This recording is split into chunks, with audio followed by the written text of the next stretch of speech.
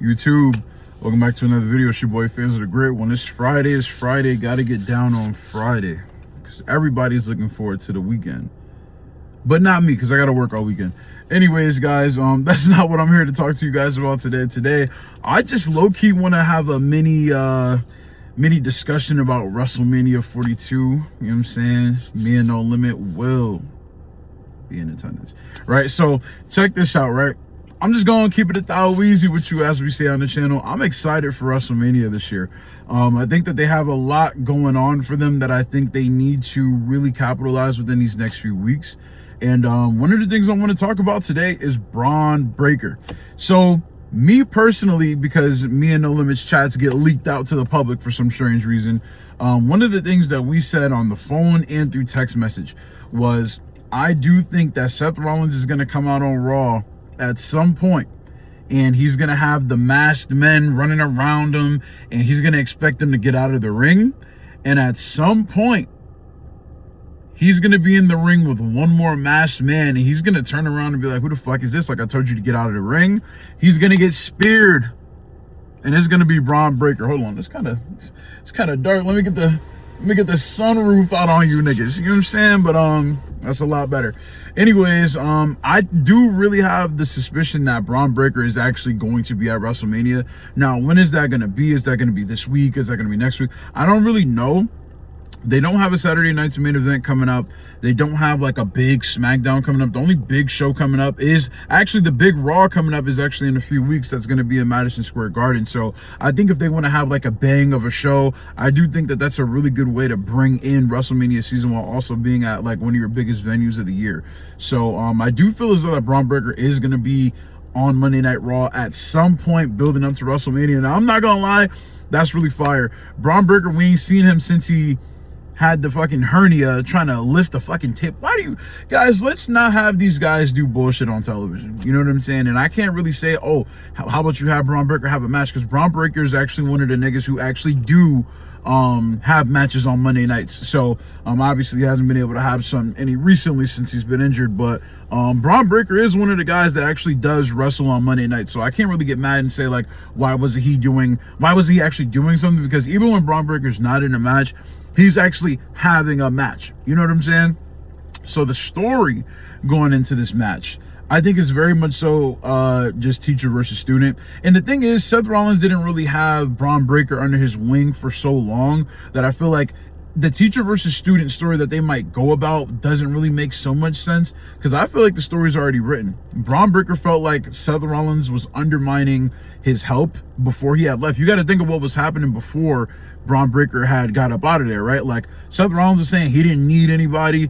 Bronson Reed and Paul Heyman was kind of looking at him like, whoa, like have we not been helping you win? You know what I'm saying? Now, while Seth Rollins did get the Money in the Bank, and he did cash in on CM Punk on his own, I mean, it's not like he just beat him straight up for the title and there was no help involved. You know what I'm saying? So that is something to take into account. However, he did make it seem like he didn't need Bron Breakker. He made it seem like he didn't need Bronson Reed. And it's funny because with that mindset, you would think that Seth Rollins would be the babyface he would be the heel going into this match, and he's the one to lose.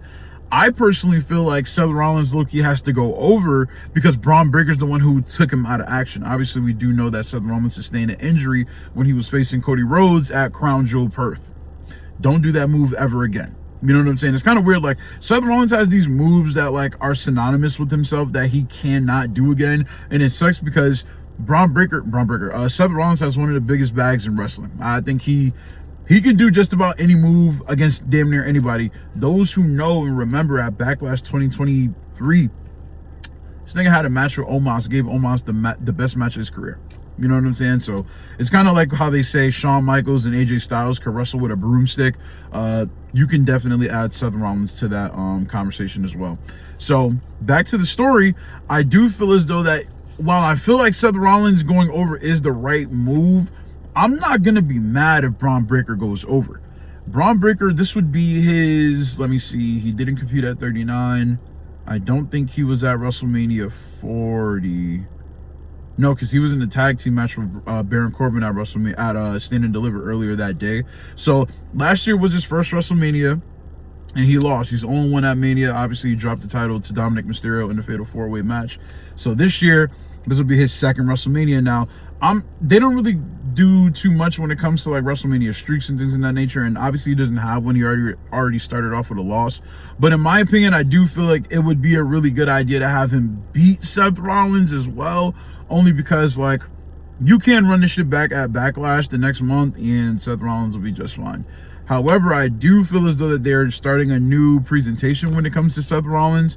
He hasn't played his theme song and he's been wearing all black. So me personally, I do think that there's a very high opportunity and chance that he might be going back to that visionary stance where he was the revolutionary instead of like the, you know, the flamboyant Seth Rollins that we've known to love over these last like 4.5 years, which is insane because 4 years ago was when Cody Rhodes came back at WrestleMania 38, and that's when his new character really started to grow. So it's going to be really interesting to see what they do. I personally do think that Bron Breakker is going to be at WrestleMania this year.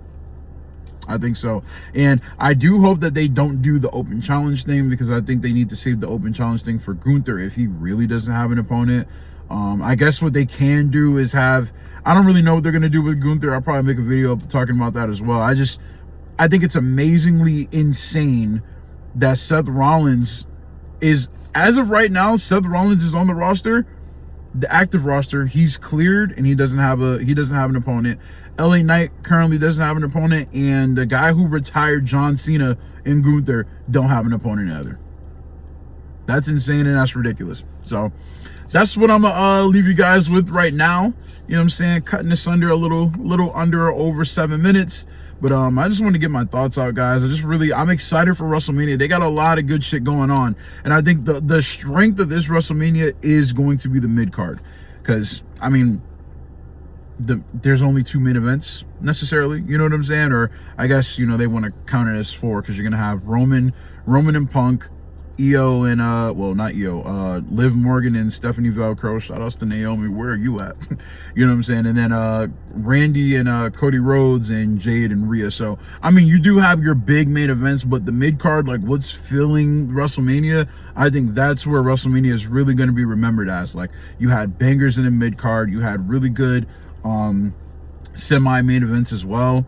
And it seems like this show really can be a sleeper WrestleMania. We might be in the current WrestleMania 31 stage where, like, it might not have had the biggest expectations going into it. You know that they were talking about the ticket sales leading up to this WrestleMania, and now it's looking like they're going to be able to go out to Vegas with a bang, man. So it's been your boy Fizz with a great one. If you got to this part of the video, I appreciate it very much. Gonna ask you guys to like, comment, subscribe, and I'm out, bro.